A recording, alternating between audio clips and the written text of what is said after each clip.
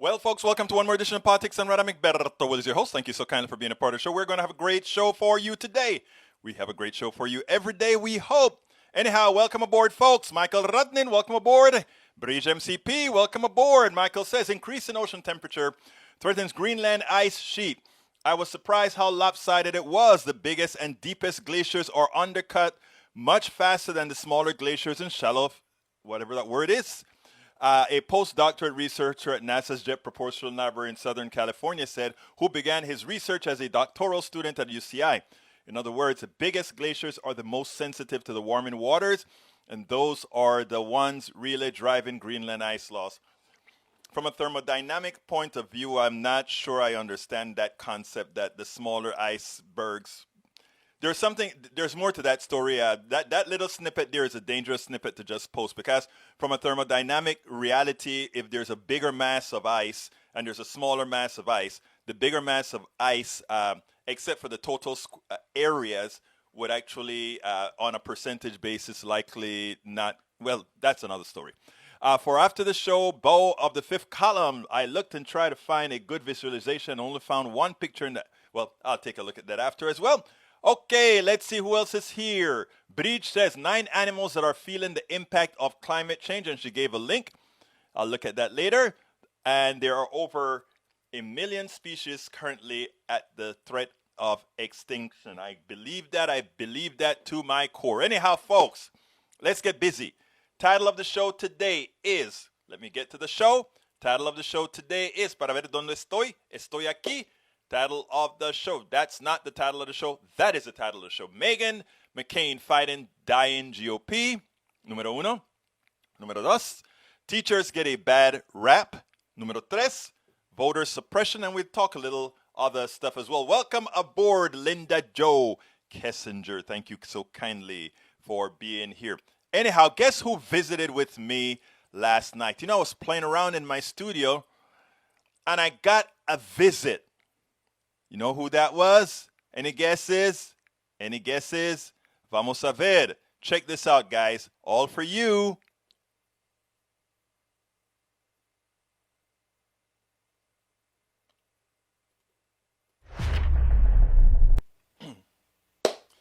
Welcome to Politics Done Right, Senator Sanders, Senator Bernie Sanders. It's a pleasure to have you here. You know, it seems like the Republicans are up to the same shenanigans. They're talking about obstruction. They're talking about obstructing all the policies that are good for the middle class, policies that really help the poor, just about everything that progressives want. Do you think Democrats will continue to capitulate, or will Democrats finally decide that they'll compromise where they can and use reconciliation where they have to? Or will it be that they simply go ahead and compromise? What is it going to be? Well, I don't know what the word compromise means. I know that working families are living today in more economic desperation than since the Great Depression. And if Republicans are willing to work with us to address that crisis, welcome, let's do it. But what we cannot do is wait weeks and weeks and months to go forward. We have got to act now. That is what the American people want. Now, as you know, reconciliation, which was used by the Republicans under Trump to pass massive tax breaks for the rich and large corporations. It was used as an attempt to repeal the Affordable Care Act. And what we are saying is, you use it for that, that's fine. We're going to use reconciliation, that is 50 votes in the Senate plus the vice president, to pass legislation desperately needed by working families in this country right now. You did it. We're going to do it, but we're going to do it to protect ordinary people, not just the rich and the powerful. Well, I like that. We are going to do it to protect ordinary people. That is actually what progressives stand for. Thank you very much for being here, Bernie. I thought I would have a little bit of fun. Don't you think that was kind of like cool? You know, if I had more time, I would have gotten the software that allows, you know, the mask to kind of move to make it seem like he's really talking, you know. But hey, I had to do a whole lot of other work, didn't have the time to really get into that. But, you know, using some green screens and all that kind of stuff, I was able to do that, mess around with it a bit. Anyhow, folks, what I really wanted to show, Eric Hayes, the rich and powerful will stay that way. Eric,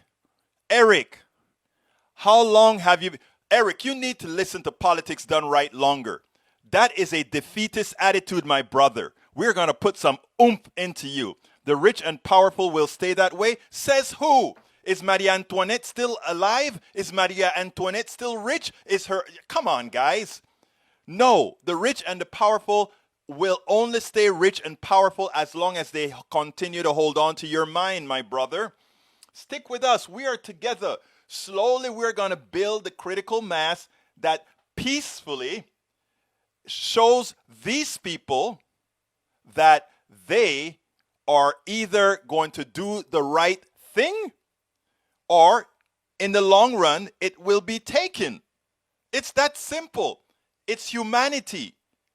So, folks, I want you to listen to what Brother Eric Hayes just said, because that is the sentiment that the rest, that the plutocracy, that, you guys, I always tell you guys that you are the ones who run these programs. You're the ones who change the tenet of this program.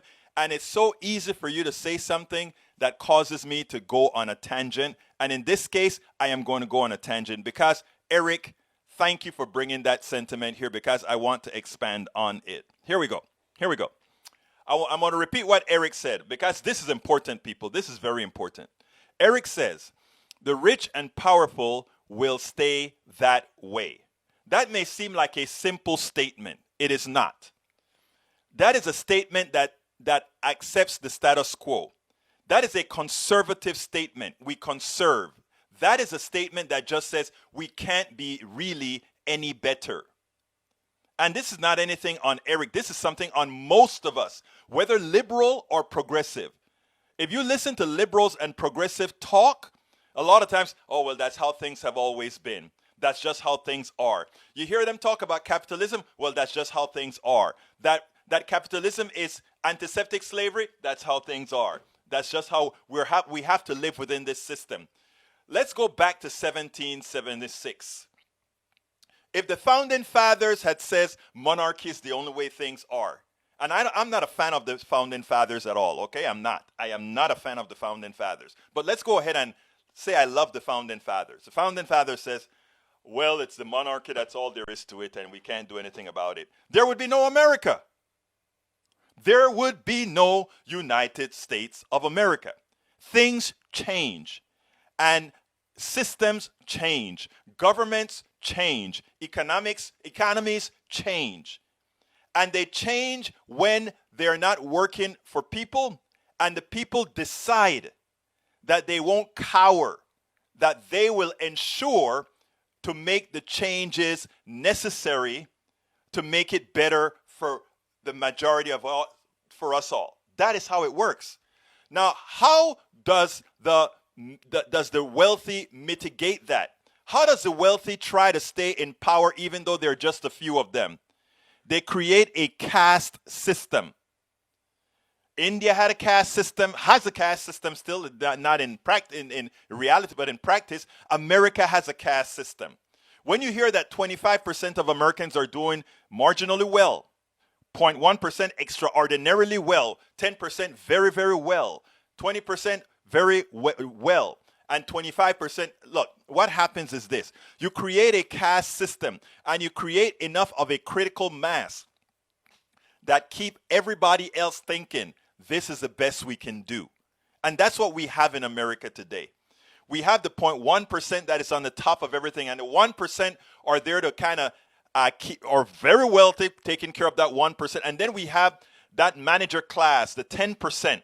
And that 10% is what I call the guardians of the gates. They're the ones that control the media. They're the ones that control the plutocracy, the stores, everything. Okay? From the 2% to the 9%, they control it all. They're the ones that put the ads on TV that makes you believe things are the way they are. Not necessarily the truth, but that is the imaginary thing that you have. And then you have the activists. Who are the activists? The activists comprises people in the 1% who says, this is not fair, people in the 2% who says this is not fair, people in the 10% who says this is not fair, people in the 25% who says this is not fair, and people below that who says we can't live this, we will not have it this way, we will be activists to make things better for all. But it's hard to get this message across. It's very hard to get the message across that tells people we can be better, right? It's hard to tell them because we are of the belief that things have to be the way they are today. They don't. They don't. It's extremely important, however, for us to understand the indoctrination that has occurred via the Powell Manifesto. Please, folks, go to egbertowillies.com and just do a search on Powell Manifesto or Powell Memo. You see, instinctively in your minds, they have put in your minds that things must work this way. They put in your mind that you work for somebody and that somebody that you work for takes most of the profit out of your worth. In other words, you build a car, you build all these things for society and a corporation, but when the profits come in, most of it go to the top. They make you believe that that is how things are supposed to be. They make you believe that Bezos, whose technology was dependent on all of us, what the government paid to educate you, what the government paid in infrastructure, all these things that were provided by the government. Okay?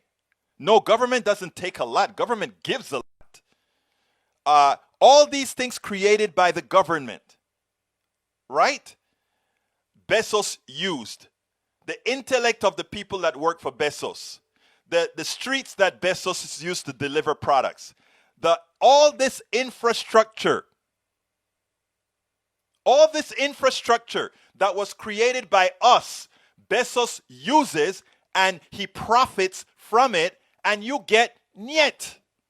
He barely pays his people, and we have been conditioned to believe it is okay.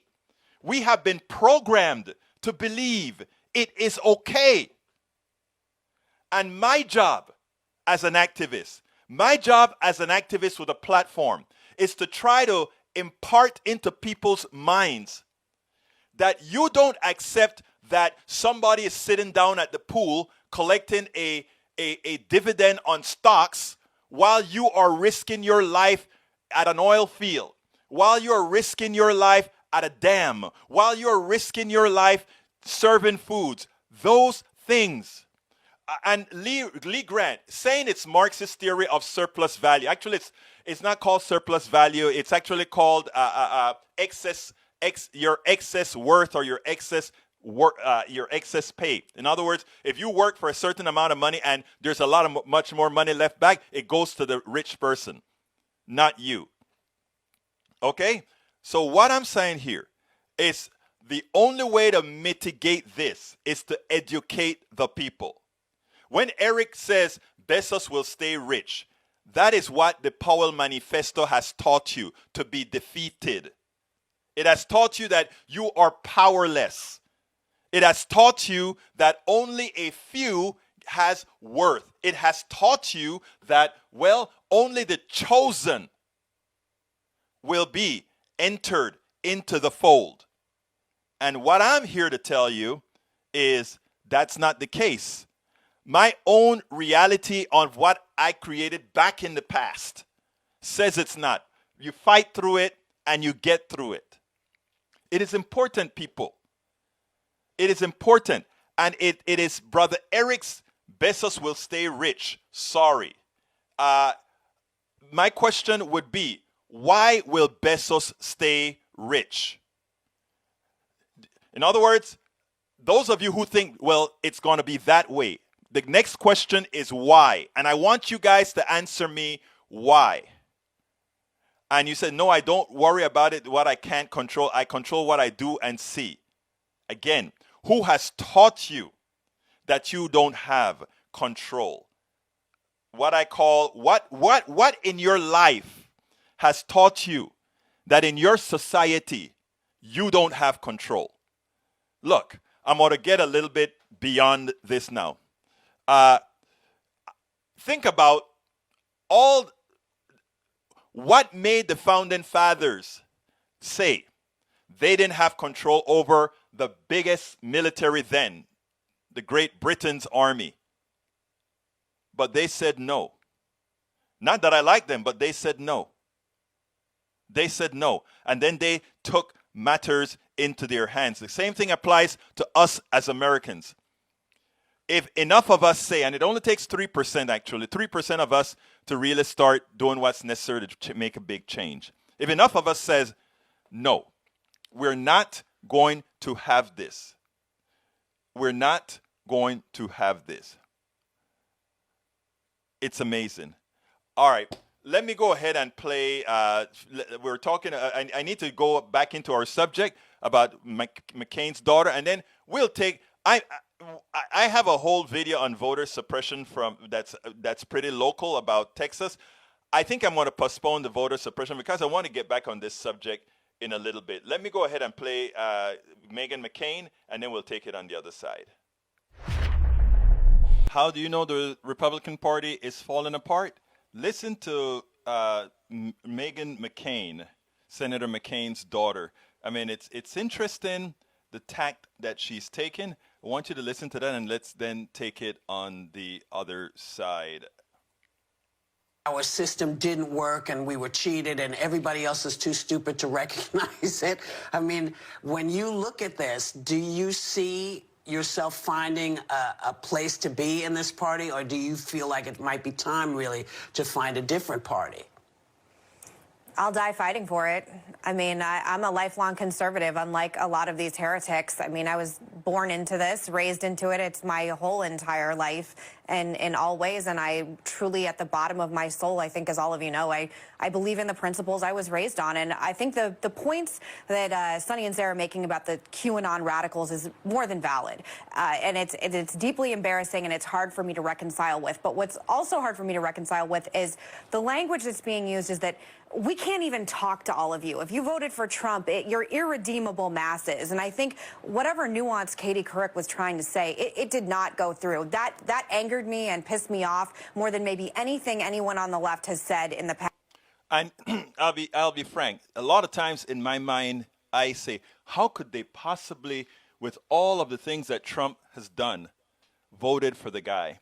But I think Meghan is right there. We have to be careful how we go ahead and say, well, if that person voted for Trump, it's all over. There's 74 million people that voted for Trump, many of them who didn't like Trump. And I did a few interviews with people who explained why some of these people just throw progressives to the curb.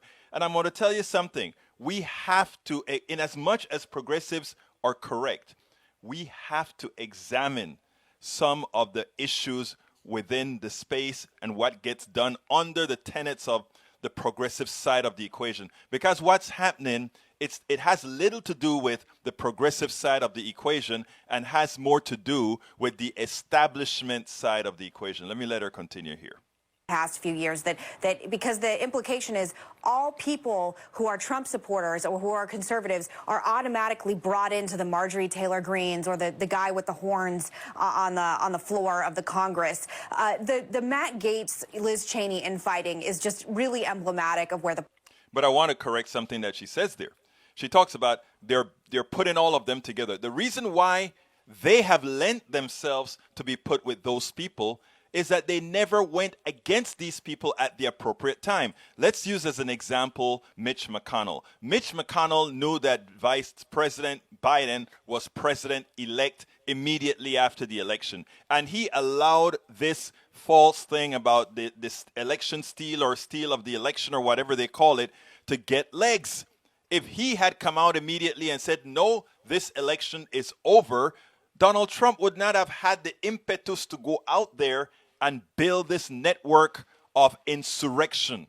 He would have been stopped because of what McConnell said. But McConnell played his wrong card. He thought somehow by holding on to the MAGA crowd, he was going to win Georgia. And that's proven to be another fallacy. The 81 million people that Donald Trump didn't expect to come out, it's the same amount, it's the same kind of people in Georgia they didn't expect to come out. Parties out right now, and quite frankly, it's really entertaining, but it's not productive at all. And you have Liz Cheney, who, by the way, is not perfect in and of herself. If we want to go back a few months, she ended up giving money to a primary opponent in an election, which is highly unorthodox, highly unusual, and taking sides in this. And she's in a place of leadership in Congress. And if she wants to continue to lead, she shouldn't have taken sides. So there were already raw emotions about her to begin with. And now you have this fracture with impeachment, and you have people like Matt Gaetz, who I don't know him. I don't know whether he actually believes what he's saying or not, but he's clearly going on the horse of full MAGA. And I was talking to my producer Daniela this morning, who's also, we share similar politics, and it is very difficult for me to come on this show right now because I've always prided myself on having my finger on the tenor of what's going on in conservative circles. Even when I didn't agree with Trump, I'm not a squish. I'm not someone who went full brainwash Lincoln Project, that everything that's conservative is a bastion of evil and I must reject it and atone myself. I'm not that kind of Republican or conservative.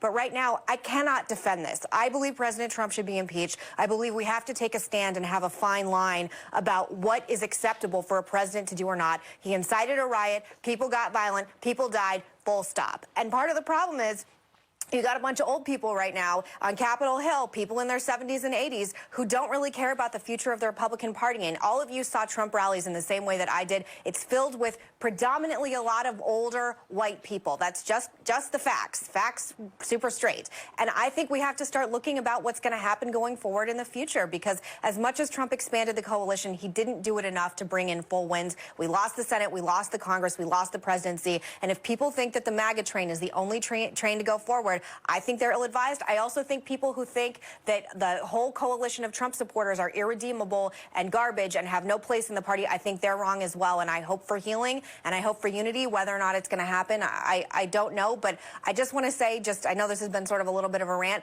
I really am doing my best to try and take the tenor of conservatism and populism and bring it on the show. But I cannot defend people who are against impeachment. And I believe it's the right thing to do. I believe historically it's the right thing to do. And I know that I am in the vast minority in this with pretty much me and Mitt Romney and Liz Cheney. That is sad. She's making a whole lot of sense. It seems like the party is in trouble.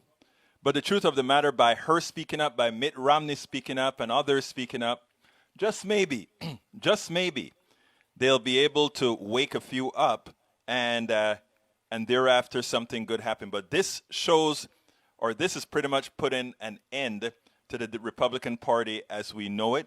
It is no longer a party. It is a cult with a few people who decided to stay in and try to redeem it. I don't think it is redeemable, but we'll see what happens going forward. Okay, so that is the demise of the Republican Party as we know it in action. But now, I love you guys because I love that you come out and we get into the discussion. Brother Paul Fleming says, inventors of a process, an application, or creator of an idea for profit will become rich. No one will accept sharing profits equally when they have put in the sweat equity. I want to stop right there. And this is changing the subject of the show today, but you guys run this show, and you guys are the ones who, if you give us information, I have to change. And let me first, before I show what I want to show, let me just say this, Brother Paul. Inventors of a process and an application or creators of the idea for profit will become rich. They will make more than the person who had no idea. They will make more than the person, and if that is rich, so be it. But we have to kind of mitigate that, and I'll talk about that a little bit after. But then you says, no one will accept sharing profits equally when they have put in the sweat equity.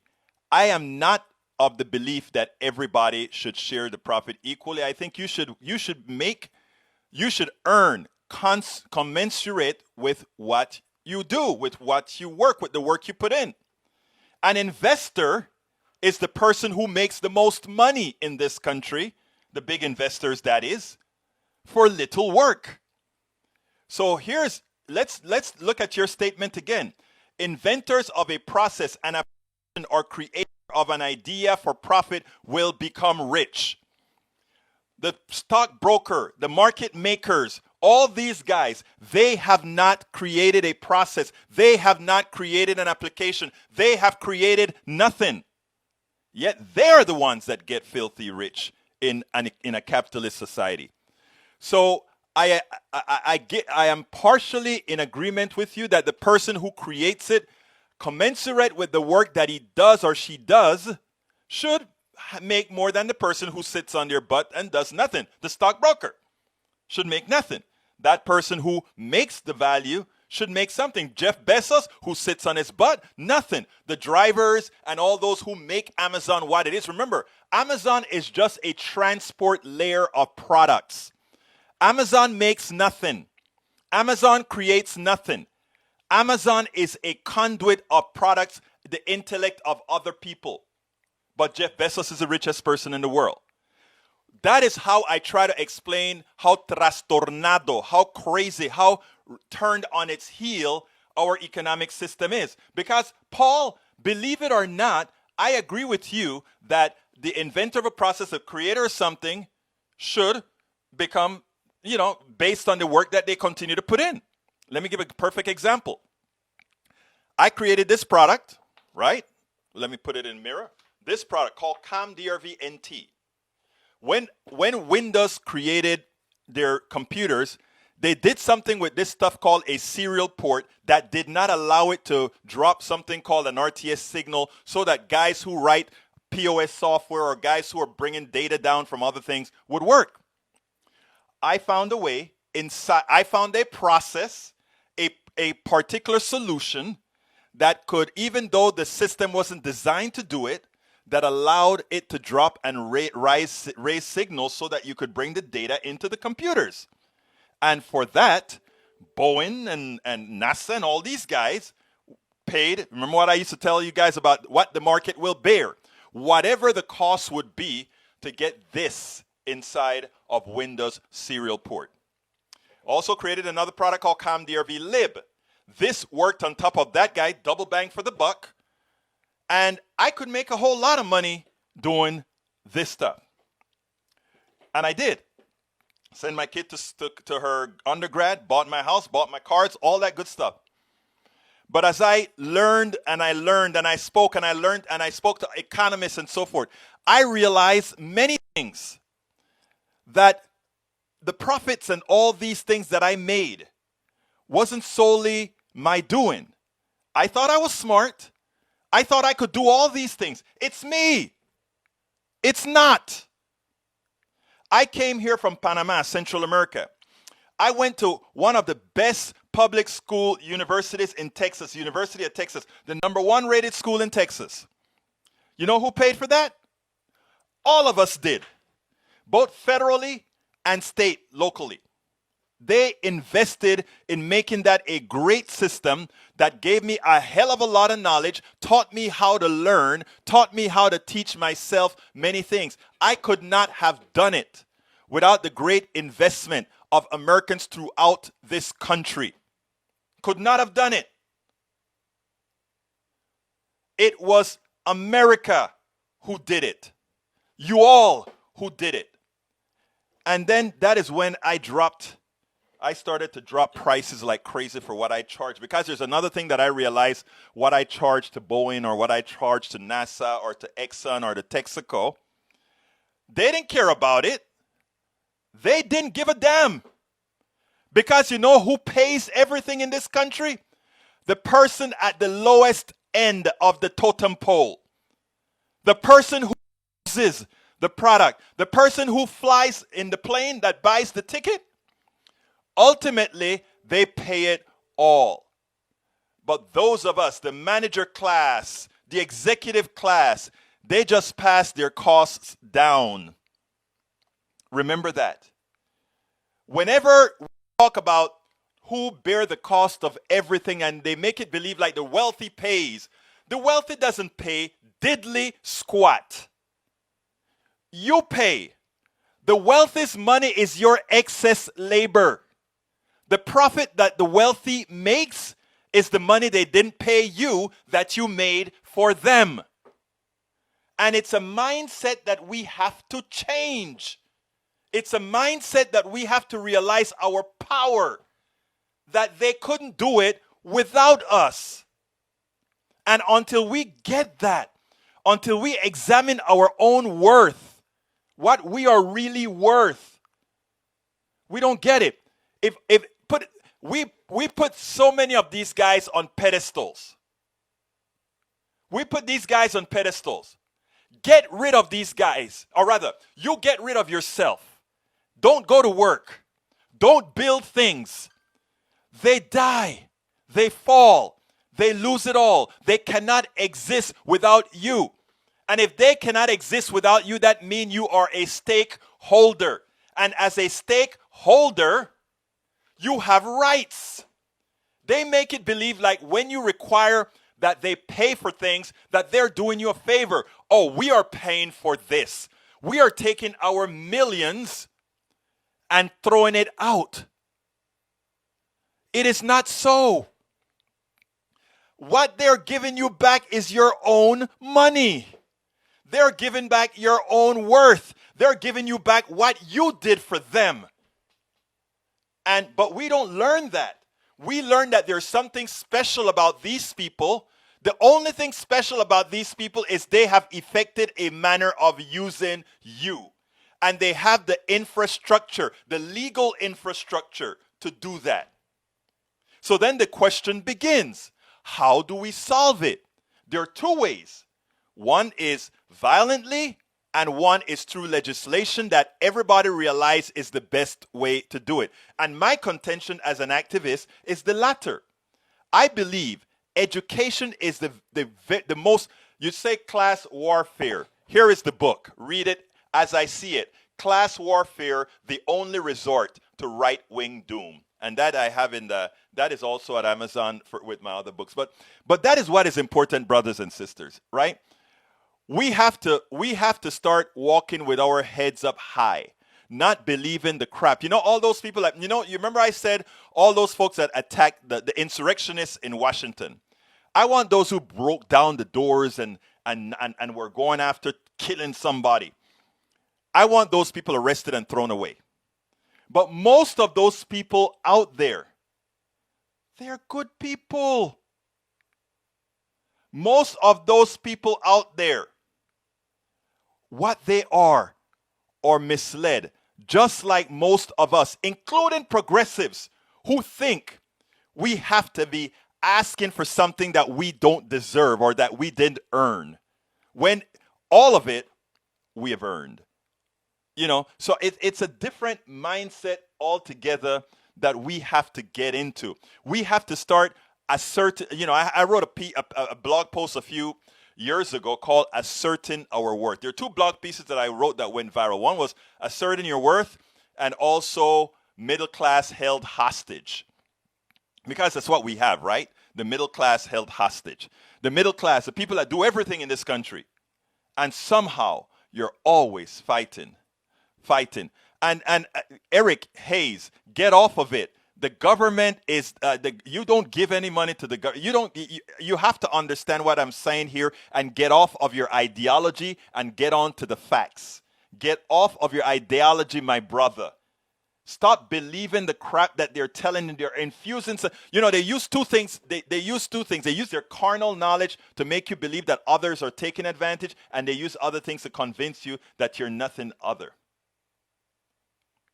Okay, so let's go ahead and I don't have enough time to show the interview that I did for the Voting Project, because Eric Hayes and my brother Paul Fleming, they brought up such great points that I wanted to address. And Brother Fleming sees exactly what we're talking about. Hayes is going to need a whole lot more of convincing or talking to, etc. Because facts give money to government to control us all. What is amazing, Eric, is how effective those monikers and those slogans are to you. But there's one important thing you have to understand. When you say facts give money to government control you, I like when government controls you. You know why? Because guess who government is? You. So you control you. I love that. Hey guys, don't you like that? You control you. If you are bold enough, if you are bold enough to realize that you are the government and that then you are in control, that's fine. The problem is you are not, again, problem is you have been programmed not to understand your worth. You have been programmed not to understand your worth. Okay, I need to go ahead and do my little quick thing here that I always do. You guys really changed the program today, guys. But, I love you for that. I love you for that because it makes for a better program. It makes for us being more interactive. It makes for you telling me what it is that we need to talk about. So thank you so kindly. So anyhow, folks, please become a part of the Politics Done Right posse. Go ahead and click that join button.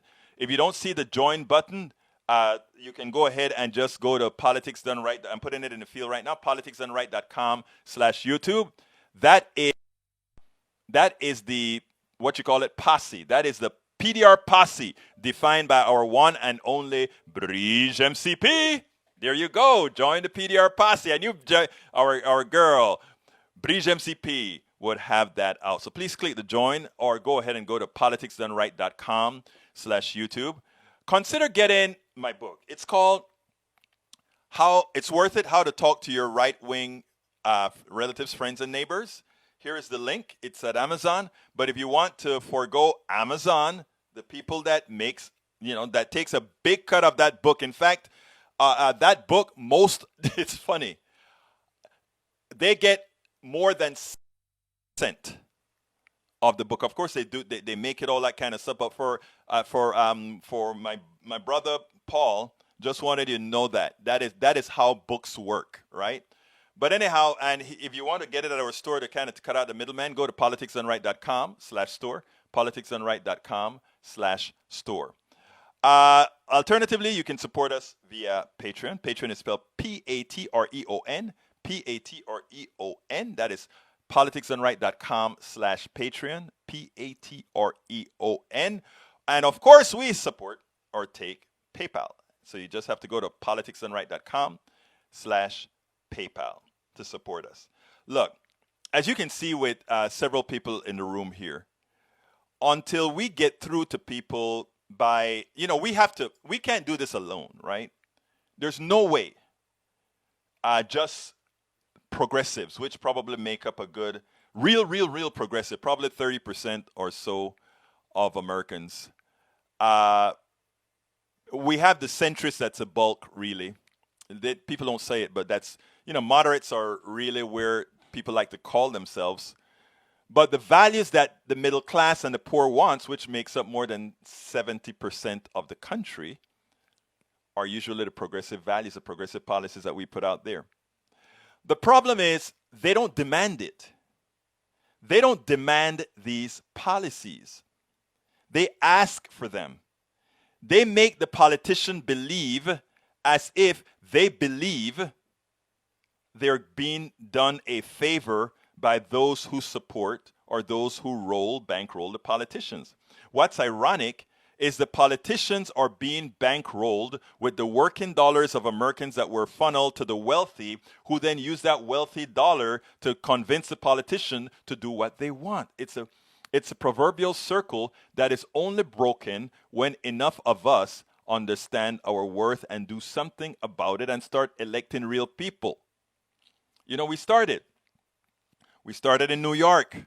We started here in Texas. We have a lot of young people in Texas and New York. Alexandria Ocasio-Cortez. We have Ilhan Omar. We have Rashida Tlaib. We have Ayanna Pressley. We have the guy out of New York. I don't remember his name, who was a teacher. We have a lot of people coming online that they don't care of all the knives that are coming at them right now. A lot of times people don't get it, but you have to go beyond the knives coming at you. You have to say, I'm going to take that people don't quite understand yet, and I'm going to continue to do what I know I need to do. Eventually, they will join the fold. And that has always happened, right? Same thing with MLK, same thing with Johnson, same thing. It is always that way. You have to have those people that are willing to go out on a limb and say this is the way things ought to be, this is what you're really worth. And eventually people get it. Connecticut, welcome here. Welcome, Connecticut. DJ Pharaoh, welcome aboard. The Duck That Quacks, welcome aboard. Eric Hayes, AVQ. Linda Joe Kessinger, welcome aboard. May Wood, welcome aboard. May says what? She was replying to somebody. Bridge MCP, Eric Hayes. Bruce Pollard says, can the upper class exist without a middle class? Absolutely not. Can you get rich from people who have no money to spend? No, you can't. And that is a balance, but they make the balance, and we're the ones who need to control the balance. They look and they see, when they see the economy cratering, at that point, they never mind giving us a little something. That $600 that Americans got and the $1,200 before would not have gotten out if the wealthy didn't see that the economy was about to freeze. They wouldn't have known until the economy was about to freeze. And that is when they reacted. That is when they reacted. All right, I got another story here, and it's about teachers, and this kind of fall into the same place. I want you to listen to how these guys at Fox News, and let me see if I can grow this a little bigger without affecting all the other windows. Let's see this here, and then I'll get it back down to size. I want you to see, I think the most important profession, bar none, are teachers. I think teachers are so important because they are the ones that move knowledge forward. And people can say whatever they want to do, but teachers are the ones who move knowledge forward. Back where I come from, teachers were the bastion of society. We saw a teacher in the grocery store was like, I miss this. It was such an honor. It's the way we dealt with teachers. Then I came to the United States of America. And yes, professors as well too, British MCP. And then I came to America and I saw the disdain with which teachers were treated. As if, oh, loser, teacher, loser. You couldn't do anything else? No. Teachers are so important, and it takes a special person to give up so much for teaching. And so let me play this from Fox News and show you what was very disheartening to me. Let me go ahead and put that on now, and we'll take it on the other side. Pressure on officials across the country to keep schools open and expanding in-person learning. That's because some states are now allowing teachers to get the COVID vaccine. But unions across the country, notably in cities like Chicago, have fiercely resisted a return to the classrooms. Will the vaccine end the stalemate and get everyone back in the classroom? In Wisconsin, teachers are going to get it starting next week. In New York, starts on Monday, February 28th. In Colorado, Dagan, this seems to be good news because kids I know are not nearly as vulnerable as adults. They get it, they beat it 99.9% of the time. Teachers were the issue. Why aren't teachers scrambling to get back in front of the classrooms? Because they have the complete inability to think of the kids first and not themselves. And it's disgraceful what has happened with these teachers' unions. Even Mayor Bill de Blasio said, yeah, when he starts making sense, look out. He said the safest place in New York City is our public schools. He said this last week. As the city's positivity rate inches toward 9%, the schools are well below 1%. Over and over again, you've heard from, say, the National Academies of Science, Engineering, and Medicine saying you have to have in-person instruction for kids. It hurts them, the lack of interaction, even adolescents. Get them back in school and put the unions back on their heels. Okay, that drives me crazy. Get the teachers back in school, and to hell with the unions. And look, only 1% of the students are sick, while it's 6 or 7% for the rest of the population. The teachers need to get in there, and so if a few of them die, it's okay. And at the same time, the Republicans want to pass laws that says if your working environment kills you, you'd have no recourse, no legal recourse. Look, if they want teachers in school, make sure that teachers are vaccinated before other people, and when they're vaccinated, then you open the schools. People say, oh, a lot of kids die from suicide and mental health and all. True. Then we need to mitigate that. We don't endanger teachers because a few students are not going to be, it's horrendous that a few students are going to commit suicide. It seems to me like what we need to do is handle the problems. Until teachers can be made safe. Then we solve the suicide problem of the few kids that do it by having programs to support that. We don't say we put all the teachers at risk where many of them have already died because of some yet other result from this pandemic. I find it objectionable that these guys on TV who work at home during the pandemic, who didn't go into work, there's not a whole lot of people in work, but they didn't go into work.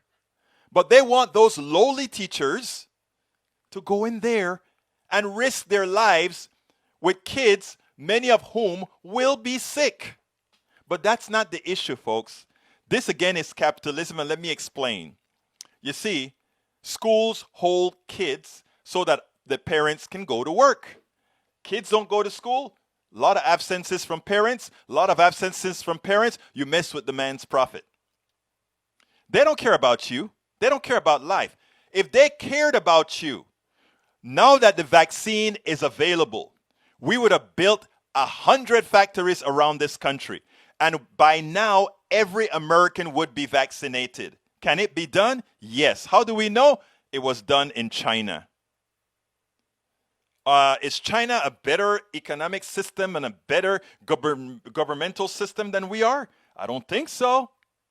But somehow, because they don't have they're a capitalist country with mandates. Now, the fact that we have to find a profit motive to do everything, a long-term profit motive to do everything, is what has killed those 400,000 plus people. Our economic system, leading our political system, is directly responsible for the murders of 400,000 Americans. I want you to understand these things. You don't hear this on TV because they can't say this on TV. But if you take a look at why we have so many dead, the richest country on the planet has the most COVID deaths. The richest on the country has the highest rates. Again, it's our economic system based on our values. Remember that. Remember that. It is so important that we understand that. Based on what we've indoctrinated people about masks, what we've indoctrinated people when Donald Trump had his super spreader events by just making people believe it's all okay. There is so much wrong here. But anyhow, teachers are the bastions of our society. And I am with these teachers. You don't go back to school until you have been vaccinated and made immune to this disease. You don't, because when you get sick and die, they won't be there for you. They won't be there for your family. We don't have the social safety net that guarantees you to take any more risks than you have to take as a human being. Anyhow, let's see. Let's go ahead and start talking to my peeps here now. The teachers' unions are folding because they have been bought. Sometimes that is so true. Again, unions, government, all of these things have to be controlled. Let's see what else here. If you can't bring yourself to get in the vaccine like everyone else, then don't go to that school. Exactly, brother. China will vaccinate 1 billion by the end of 2021. Imagine that. And we're America, right? We're exceptional, right? All right. Let's see. Eric Hayes says, part of the pandemic is having kids out of school. My son helped save a friend that was trying suicide, so I speak with knowledge. And, that is very good, Eric. I commend your son. I commend your son for helping somebody out. That is so important. We are our brother's keeper. That's what I preach. Many of us know when people are in trouble. The problem is this individualistic nature of our society creates a lot of these problems. Your son must be commended. The humanity of your son must be commended. We all need to become humane and be in those positions, because many times we've seen it, but we are so self-centered that we do nothing about it. So you tell your son from Politics Done Right, huge commendation, brother, huge commendation. Daniel Ledo says, teachers will only be safe to return if they are given everything the union they want, until the union will hold your kids hostage for their agenda. That is good indoctrination on your part, Daniel. Very good indoctrination. All right, let's see. What else is here? Spoken like a true communist, Egberto. No, I'm not a communist at all. I am a free enterprise person who believes in a strong social safety net. I believe in democracy. America is not a democracy. America is not a democracy. You keep believing the minority rule is a democracy. Who is the person at that point that is a communist? Thank you. Please tell me. All right, let's continue. You know what? Let me see what else you have here. Linda Jo Kessinger says, we only do the bare minimum for mental health, illness, education, and treatment in this country. It's horrendous. And that's the problem. We don't invest in people. We invest in capital. That's what I talk about. When you talk about a capitalist structure, that is what we do. Capital means more. When I always use a slavery example, right? When you have to take care of capital, we would invest just about anything in it. But let it be humanity. We got to think twice. Let them go out there and work. You know, it is ridiculous, but that's what we have. John Trott says, I won't say that. Come on, John. Okay, when it comes to teachers, it was that way when my mother grew up as well. When I grew up, I don't know when it started to cut in education budgets, but I equate it to stealing. Exactly right, Paul. You hit it on the nail, Paul. Exactly right, Paul Fleming. Michael Rudnan says we are going to need 80% vaccination rates before the pandemic outbreak ends. Yeah. And you know what's the other problem? If we don't slow it down, these mutations that people talk about could eventually defeat the drug, the vaccine. And then we're right back at the beginning where we have to revaccinate everybody again with a new version of a drug that looks for the new way that it uses to enter the cell structure. It's amazing. Sad. Okay, let's see. I think it's about time. I better start going down my list and salute everybody. I'm going to repeat names, but forgive me. Eric Hayes, welcome aboard. Lee Grant, welcome aboard. Let's see. Bridge MCP. Michael Rudnin, welcome aboard. Linda Jo Kessinger, welcome aboard. Para ver, ¿quién más? Paul Fleming, welcome aboard. Coming down, got a lot of people. Tank 28, giving me trouble. Welcome aboard. Man, for somebody who just don't like what I have to say, you love what I have to say, Tank. Let's see. What else is here? Who else is here? Who else is here? But you know I love you all, so no problem. Norman Reynolds, Egberto. You cannot say each person who says they voted for the GOP institution are not the same as seeing the good Germans of 1942. I see the analogy. But in as much as we equate Donald Trump with Hitler, we do that a lot. But it's not a good analogy because Donald Trump is a white supremacist, but he's not a exterminator. And I think Hitler should be considered an exterminator as well. So a lot of people are willing to look over certain things for their own. That requires some discussion on its own. But no, I'm not going to equate the two. I can't equate the two. Joe Mayo, welcome aboard. McCain always projects false beliefs of conservatives who are paranoid and afraid of the notion that others may well do unto them what they've done unto others. That has some merit to it. Coming back. Kathy Pascal, if Donald Trump and his followers are not held accountable, I will have lost all hope of the future of our country. It's not that if they're not held accountable, Kathy, we have to ensure to keep the volume up to make sure they are held accountable. That is the reason I am promoting as well the website that has all those people that were in the rotunda throwing extinguishers, beating up on cops, all of that. They must be put away because what they've done, that was violent. That wasn't only violent, some of it was murderous. So yes, you're correct. They must pay the price. And we also have to go to the senators and the Congress people. We have to keep the pressure on. And during the election period, if they're not discharged from Congress, we have to remember and use the term, these are the guys that were palling around with terrorists. Remember, they used to like to use that on Obama, even though he never palled around with a terrorist. But these guys really did pal around with terrorists. So we look at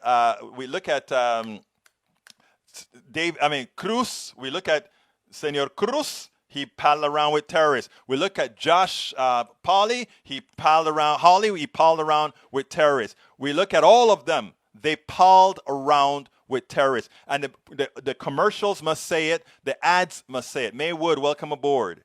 The duck that quacks. Love that name, brother. Amazon creates jobs? No.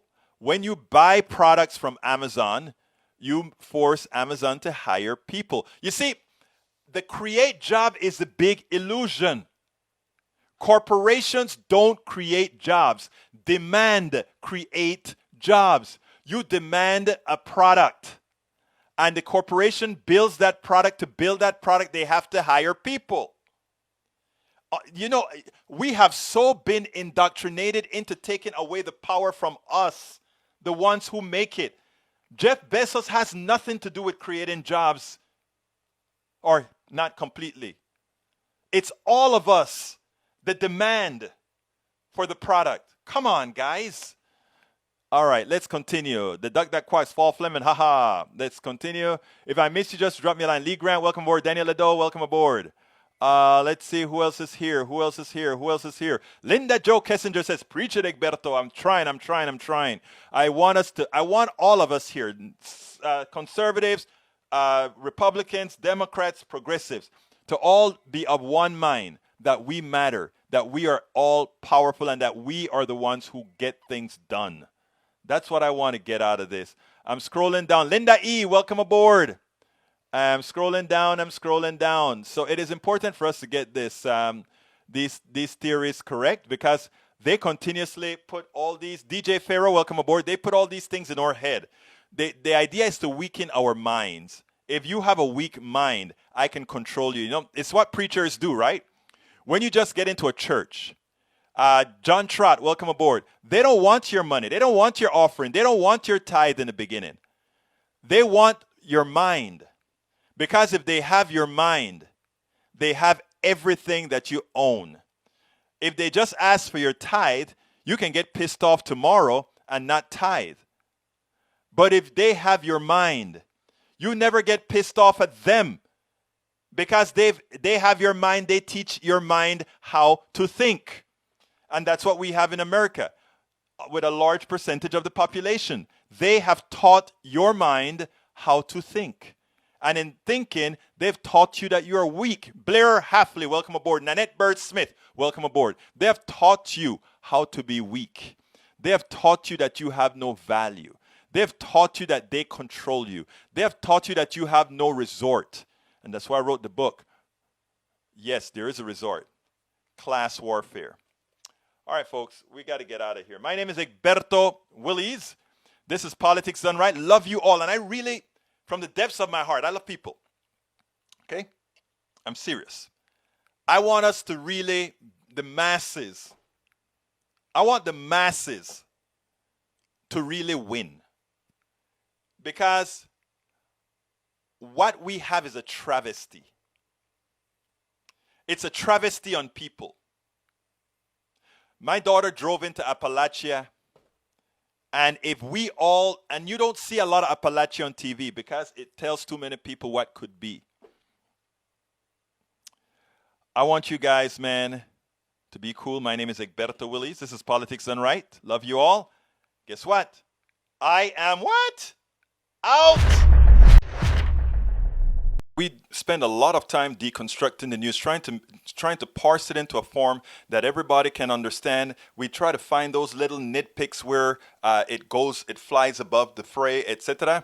If you really like these videos that we do, I want to ask a big favor. Please go ahead, number one, subscribe to our channel, and number two, please join if you can. Thank you so kindly for watching. Keep watching. Please remember to share. We must populate the entire internet with our progressive message, a message that we know is what most Americans say that they want. So help us, please join.